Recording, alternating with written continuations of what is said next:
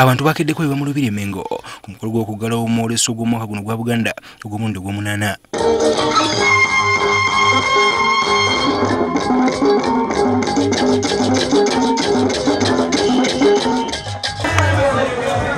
Omwoleso guno gukulungudde wiiki namba ebitongole ebiina ssaako n'abantu kinoomu booleseza mu bintu eby'enjawulo. Ku ssaawa 9 Ssaabasajja Muwenda Mutebi atuuse mu Lubiri wakati mu miziro okuva mu bantu be.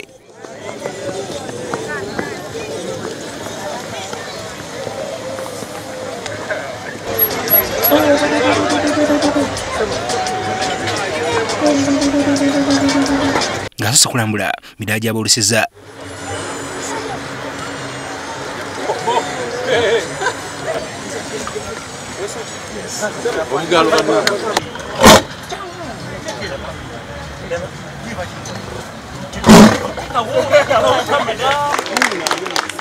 Oluvannyuma empologoma yogeddeko eri Obuganda.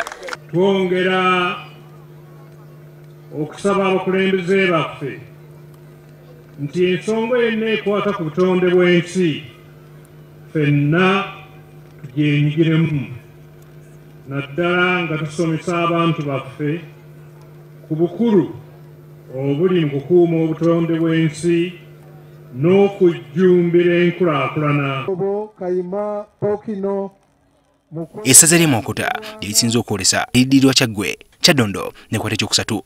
Mu bika ekika ky'engonge ekinywedde akendo mu bika ebyolesezza ne kiddirirwa Ekifumbe era bano bakwasiddwa ekikopo. Sinze okwolesa obulungi